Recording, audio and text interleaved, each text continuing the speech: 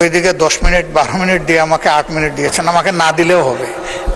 জোট হয়েছে বিএনপির সাথে, এর বাইরে কারো সাথে এর আগে আমাদের জোট ছিল না। যদি বলা হয় এটা 1 থেকে 100 পর্যন্ত পুরাটা মিথ্যা। আমি ধন্যবাদ জানাই মাননীয় শিক্ষামন্ত্রীকে, তিনি একটা দুঃখ প্রকাশ করেছেন তার একটা মন্তব্যের জন্য। এখানে আমি যে মুখগুলো দেখতে পাচ্ছি, অনেকে একসাথে আমরা জেলে ছিলাম, আমাকে নিলে একটু বেশি আদর করত, দীর্ঘ সময় রাখত। যাদের কারণে আজকের এই সংসদ, তাদের প্রতি আমাদের অবশ্যই দায়বদ্ধতা রয়েছে। একটা হলো, মেহেরবানি করে এই জুলাই জাদুঘরটা খুলে দেন। আপনি উদ্বোধন করবেন, আমাদেরকে দাওয়াত দিলে আমরাও আপনার পাশে থাকব। সরকারি দলের পক্ষ থেকে না, আমাকে না দিলেও চলবে সময়। উনি বলতেছেন যে ওইদিকে 10 মিনিট 12 মিনিট দিয়ে আমাকে 8 মিনিট দিয়েছেন, আমাকে না দিলেও হবে না। মাননীয় নেতা, ওনাদের 2 জন বক্তা মাত্র, ঠিক আছে, মানে থ্যাংক ইউ টাইমের পরিমাণ এদিকে বেশি। আমি জুলাই সম্পর্কে কথা শুনতে চেয়েছিলাম, কিন্তু দুঃখজনকভাবে অনেকে পিছনের দিকে দৌড়াইতে গিয়ে 96 পর্যন্ত গেলেন, আর একটু গেলে 91 পর্যন্ত যেতে পারতেন। 96তে থেমে গেলেন কেন? 96 ব্যাখ্যা দিয়েছেন চমৎকারভাবে, যে 96 একসাথে আমরা জোট করি নাই, জোট হয়েছে বিএনপির সাথে, এর বাইরে কারো সাথে এর আগে আমাদের জোট ছিল না। যদি বলা হয় এটা 1 থেকে 100 পর্যন্ত পুরাটা মিথ্যা। এটা ইতিহাস জানার কমতি, এটা রাজনীতিতে অনভিজ্ঞতা।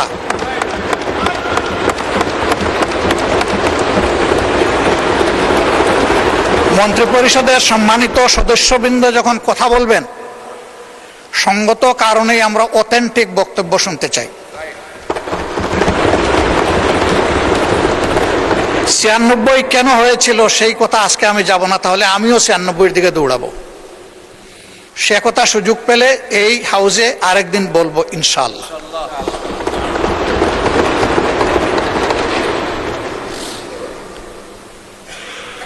আমার আরেকজন মাননীয় প্রতিমন্ত্রী, তিনি বলেছেন,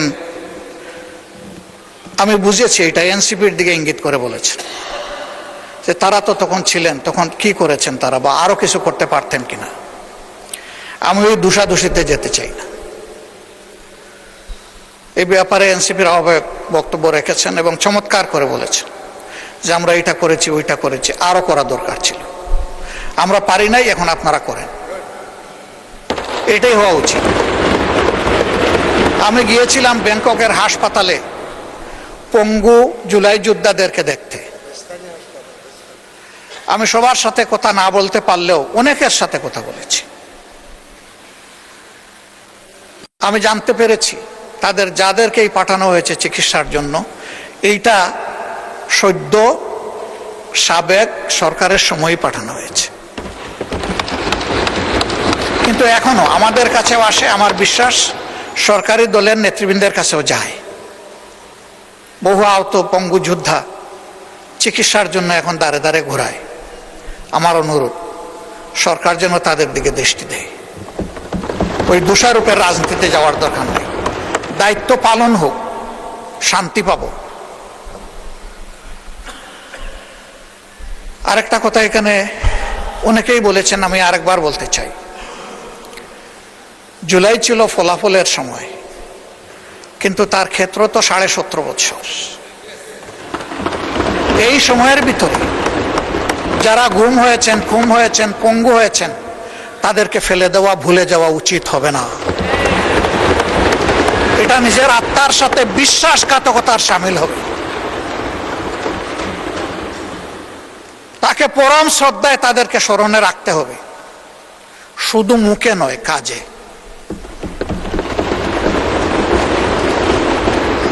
অন্তর্বর্তীকালীন সরকার জুলাইকে বিবেচনায় নিয়ে কিছু লোককে, কিছু পরিবারকে পাশে দাঁড়ানোর সিদ্ধান্ত নিয়েছে। আমি আগেও বলেছি, এখনো অনুরোধ করব, যাদের তিলে তিলে স্যাক্রিফাইসের কারণে এই জুলাই সফল হয়েছিল, তাদের জন্য অনুরূপ সমান ব্যবস্থা করা হোক। এতে যদি এখানকার সংসদ সদস্যদের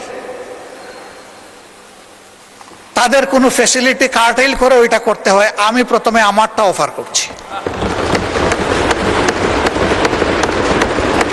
যাদের কারণে আজকের এই সংসদ, তাদের প্রতি আমাদের অবশ্যই দায়বদ্ধতা রয়েছে। এ দায় পরিশোধ করতেই হবে,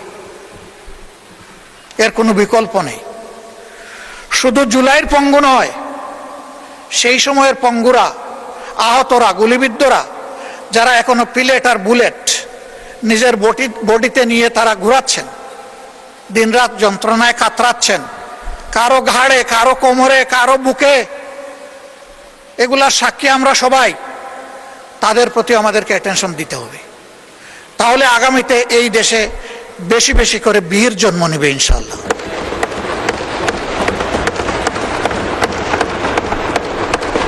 এখানেও আসছেন একজন, তার সন্তানকে যখন আদালতে তোলা হচ্ছে, মা তখন পিঠ চাপড়িয়ে বলেছিল, ভয় পেও না। সেই মারা এগিয়ে আসবে।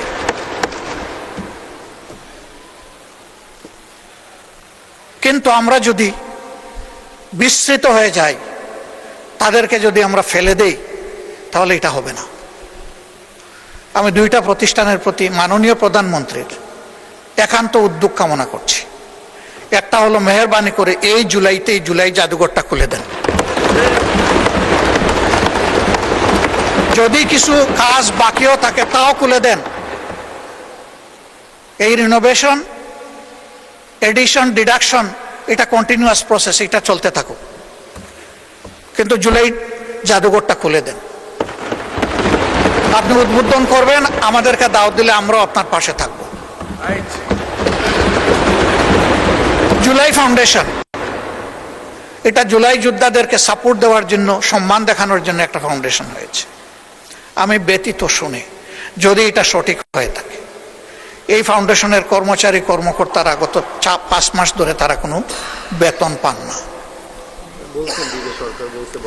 আমি এটা জানি না ভাই, আমি যেটা জানি না সেটা আমি বলবো কিভাবে। আমার একান্ত অনুরোধ, সরকার এই প্রতিষ্ঠানটাকে যেন আরো প্রাণবন্ত করে তোলে। ওই একই, এখানেও বীর জন্ম নিবে বেশি করে ইনশাআল্লাহ।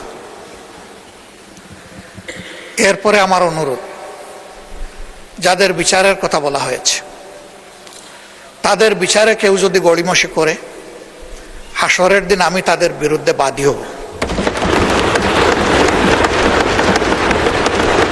এখানে আমি যে মুখগুলা দেখতে পাচ্ছি, অনেকে একসাথে আমরা জেলে ছিলাম, আমাকে নিলে একটু বেশি আদর করত, দীর্ঘ সময় রাখত, সহজে ছাড়তো না আমাকে।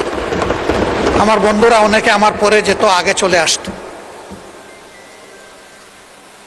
তা আমাকে বেশি সময় কেন রাখতো, এটা তারা ভালো জানে।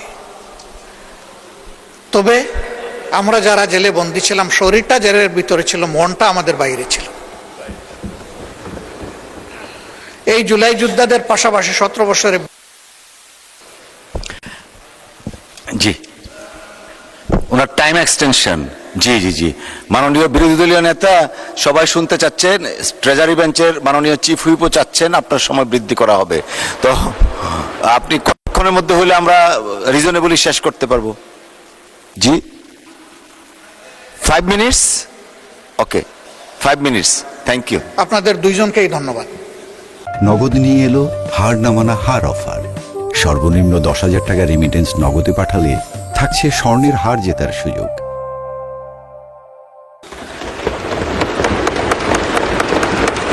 বিচারের ব্যাপারে কোনো গড়িমসি এই জাতি আসলেই সহ্য করবে না। এই ট্রমা বহন করার শক্তি এই জাতির নাই। বিচার হতেই হবে। তবে অবশ্যই এটাও বলবো, কারো উপর যেন অবিচার করা না হয়। বিচারটা যেন ন্যায় বিচারই হয়। আমাদের নেতৃবৃন্দকে ফাঁসিতে ঝুলিয়েছে, we are proud of them. তাদেরকে নিয়ে অনেক ষড়যন্ত্র করেছে মুখ দিয়ে একটা কথা বের করার জন্য। আলহামদুলিল্লাহ, তারা কারো কাছে মাথা নত করেননি।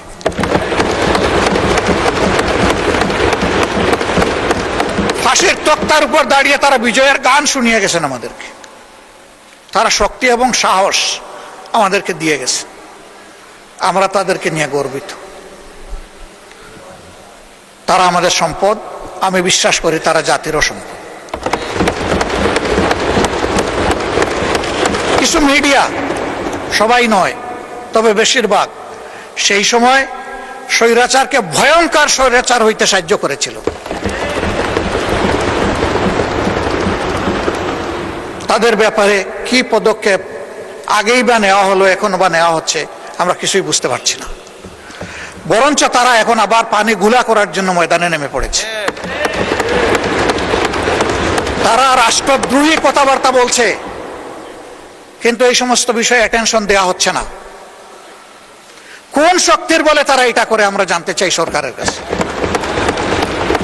তার ব্যাপারে দুর্বলতাটা কোথায়, এটা জাতির সামনে খুলাসা করতে হবে।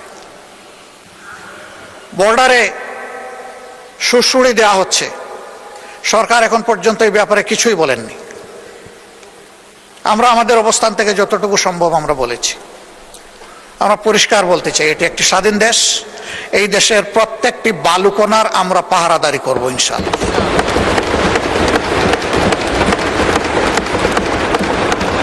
আমরা বলতে আমি বিরোধী দল মিন করছি না, আমরা বলতে এই পুরা হাউস এবং 18 কোটি মানুষকে মিন করছি।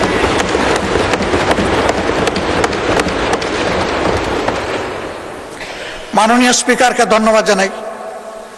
উনি বলেছেন আমরা এক থাকলে দুইটা দেশের নাম বলে বলেছেন যে কেউ আমাদের দিকে চোখ তুলে তাকানোর সাহস করবে না।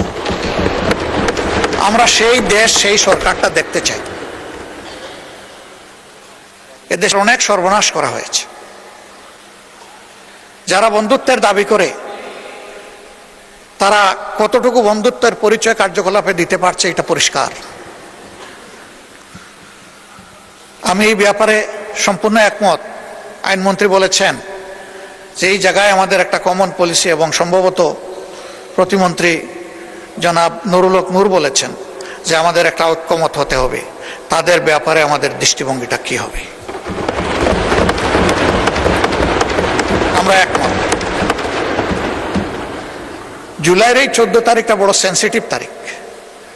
এই তারিখেই আগুন লেগেছিল। ওরা দুটা স্লোগান দিয়েছিল, একটা ছিল তুমি কে আমি কে রাজাকার রাজাকার, আর একটা বলেছিল লেগেছে রে লেগেছে, রক্তে আগুন লেগেছে।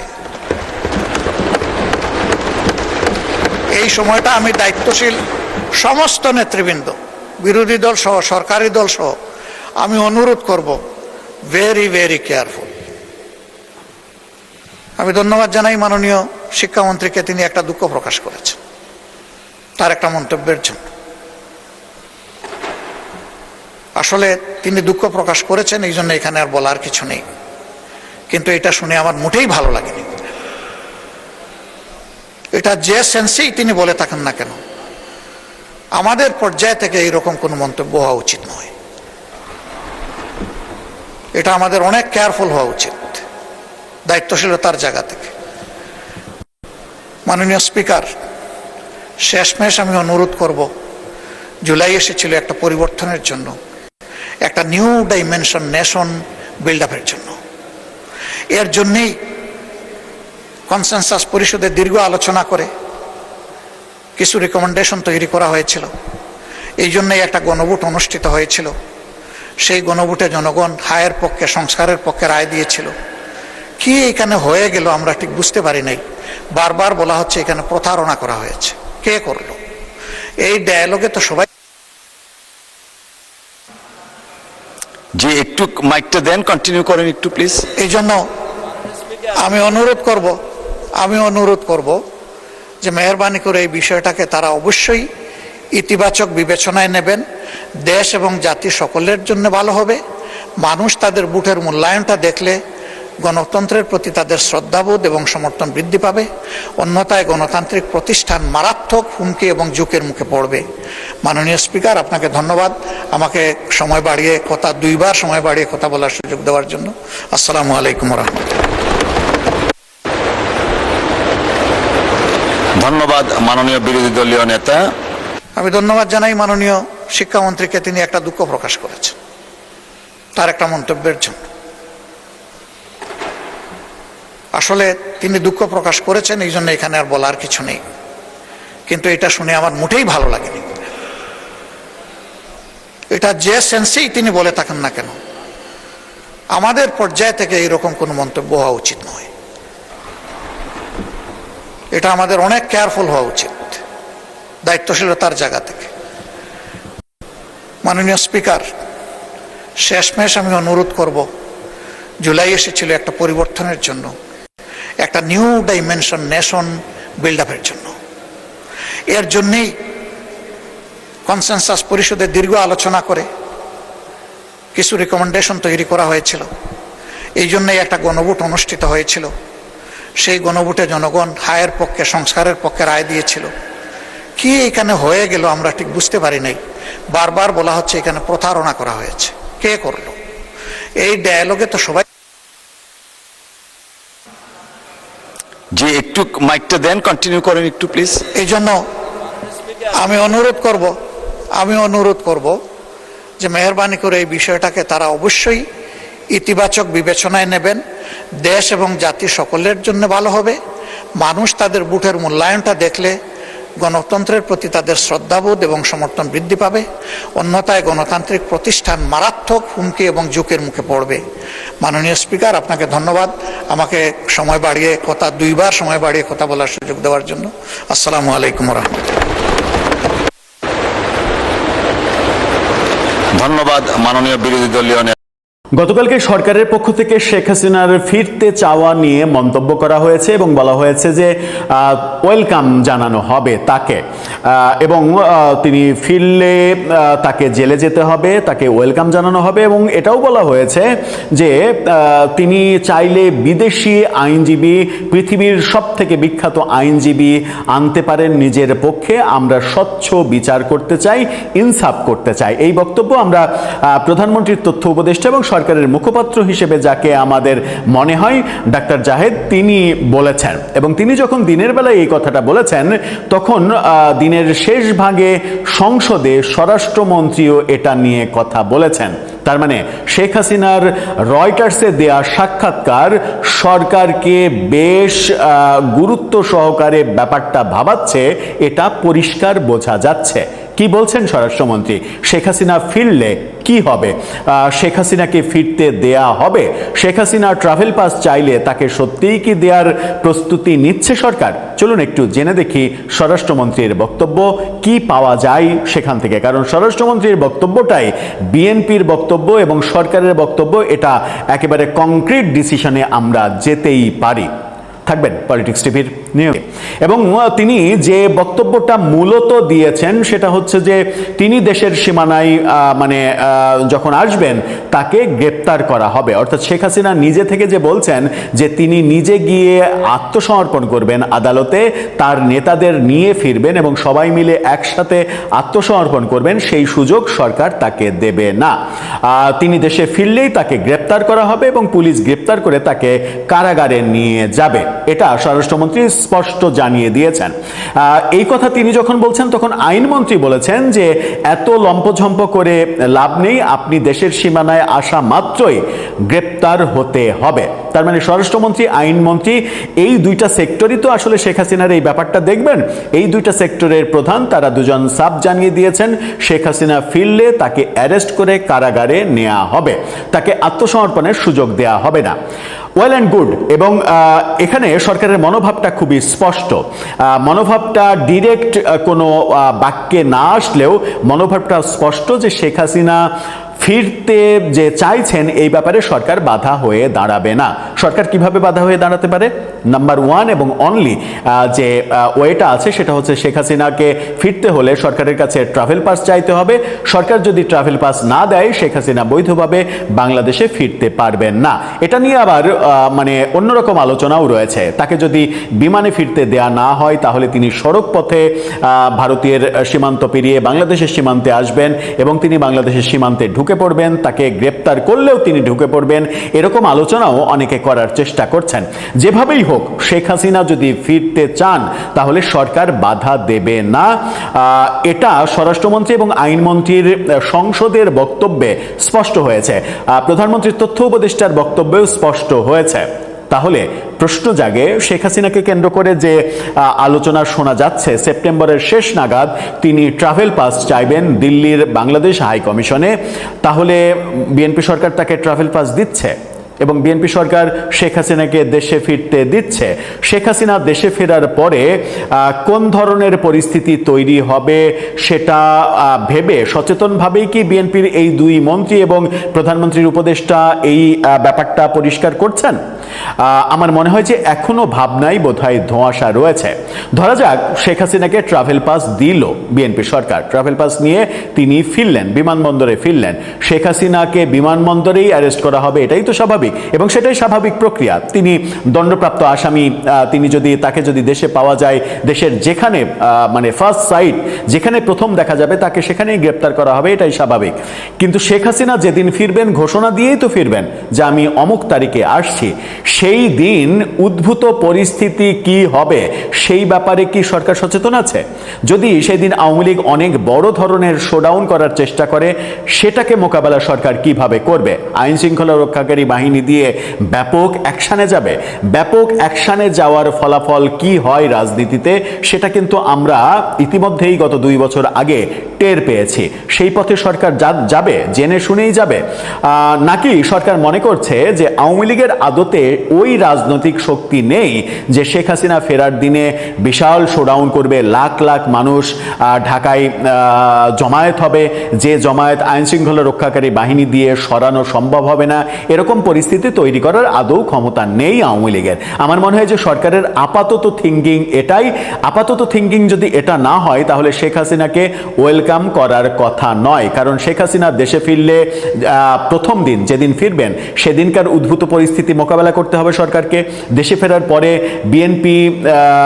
বিএনপির বিরোধী যারা পক্ষ, জামাত এবং এনসিপি সহ অন্যান্য ধর্মভিত্তিক দলগুলো, তারা রাস্তায় নামবে যে এখনই শেখ হাসিনার রায় কার্যকর করা হোক, কারণ আপিল করার মেয়াদ শেষ হয়ে গেছে 1 মাস, এবং তারা এটাও দাবি করবে তাকে যেন আপিলের অনুমতি দিয়ে কোনো ধরনের সফট কর্নার দেখানো না হয়, এই দাবি আসবে।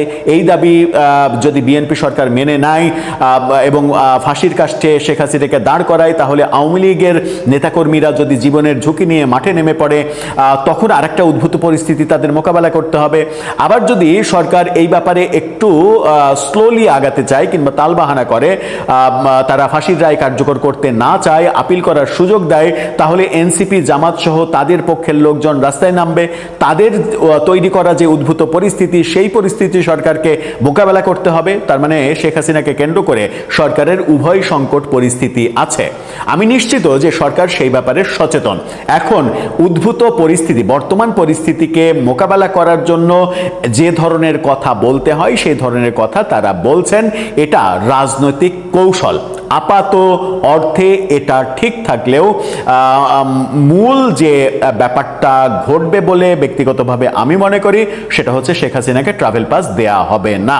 শেখ হাসিনা ফিরে দেশের রাজনীতি আবার অস্থির করে তুলুন, এটা বিএনপি সরকার চাইবে না, কারণ তারা চায় শান্তিপূর্ণভাবে 5টা বছর তারা দায়িত্ব পালন করতে, কাজ করতে, যেন 5 বছর পরে জনগণের কাছে গিয়ে তারা ভোট চাইতে পারে। হতে পারে এই প্রক্রিয়াটা তাদের সরকারের মেয়াদের শেষ দিকে তারা হাতে নিতে পারে এবং তখন আওয়ামী লীগের রাজনীতির উপরে নিষেধাজ্ঞা তুলে দিয়ে একটা নির্বাচন করে এবং সেই নির্বাচনে জনগণের মন জয় করতে পারলে তারা আবার ক্ষমতায় আসবে, অথবা অন্য কেউ ক্ষমতায় আসবে।